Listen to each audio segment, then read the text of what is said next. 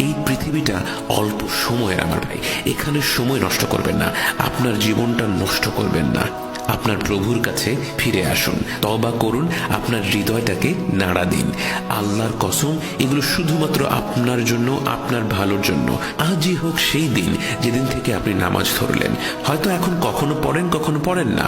আজকেই হোক সেই দিন যেদিন থেকে আপনি আর নামাজ ছাড়বেন না। আজকে থেকে প্রতিজ্ঞা করি যে চেষ্টা করব নামাজ না ছাড়ার। বোনদের জন্য আজই হোক সেই দিন যেদিন থেকে আপনি হিজাব আরম্ভ করছেন। আমাদেরকে আজকের এই দিনের ঘটনা থেকে শিখতে হবে। দাফন করতে কবরস্থানে এসে রোবটের মতো দাঁড়িয়ে থেকে সালাম বিনিময় করে মৃত হৃদয় নিয়ে চলে গেলে হবে না। আপনার জীবনে পরিবর্তন আনতে হবে। আপনার হৃদয়ে আজকে থেকে এখনই পরিবর্তন আনতে হবে। জীবনটাকে নষ্ট করবেন না। আল্লাহর কসম, আপনি জানেন না কি হতে যাচ্ছে, আপনি জানেন না। বাকের সৌভাগ্যবান ছিলেন যে তিনি জানতে পেরেছিলেন যে কি আসতে যাচ্ছে, কি তার দরজায় করা নাড়ছে। উনি সুযোগ পেয়েছিলেন তওবা করার, ভুলগুলো শুধরে নেবার। আমাদের মধ্যে বেশিরভাগের এই সৌভাগ্য হবে না। জীবনটা নিয়ে জুয়া খেলবেন না, এই ঝুঁকি নেবেন না। জীবন একটাই, ফিরে আসুন আল্লাহর কাছে। কেন বুঝতে পারছেন না? উনি আপনাকে ভালোবাসেন। আপনি কোথাও সুখ পাবেন না, কোথাও সন্তুষ্টি পাবেন না। আমি দেখেছি, শুনেছি, চেষ্টা করেছি।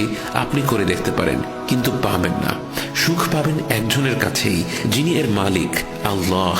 যা কিছু আপনি চান, আল্লাহ তার সব কিছুর মালিক। আর আমরা বন্য পশুর মতো এখানে সেখানে ঘুরে বেড়াচ্ছি নিজেদের সুখ সাফল্যের আশায়। আমরা ভুলে বসে আছি সব কিছুই আসলে তার কাছে, যার কাছে ফিরে গেলে সবই পাওয়া যাবে। আপনার ব্যক্তিগত সমস্যা, সমাধান আল্লাহ। আপনার আর্থিক সমস্যা, সমাধান আল্লাহ। বৈবাহিক সমস্যা, সমাধান আল্লাহ। পারিবারিক সমস্যা, সমাধান আল্লাহ। ব্যবসা সংক্রান্ত সমস্যা, সমাধান আল্লাহ। মুসলিম উম্মতের সমস্যা, সমাধান আল্লাহ। দেশের সমস্যা, সমাধান আল্লাহ। সব কিছু আল্লাহ। ফিরে আসুন আপনার রবের কাছে। আমি হাত জোর করছি, ফিরে আসুন আপনার ভালোর জন্য। আমার এখানে কোনো লাভ নেই, আমি বলছি আপনার ভালোর জন্য। বোনেরা যারা এটা দেখছেন তাদের বলছি, বন্ধু বান্ধবী বা আত্মীয় স্বজনের দিকে দেখার দরকার নেই। আপনি উদ্যোগ নিন নিজেকে পরিবর্তন করার জন্য।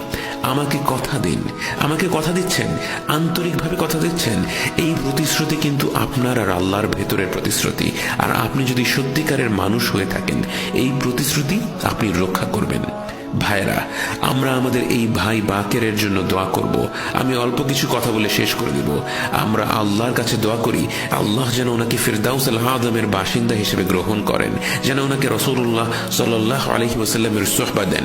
আল্লাহ যেন ওনাকে সেই দলভুক্ত করেন যাদের পুনরুত্থানের দিন কোনো হিসাব নেওয়া হবে না। আল্লাহ যেন ওনার কবরকে জান্নাতের বাগান বানিয়ে দেন।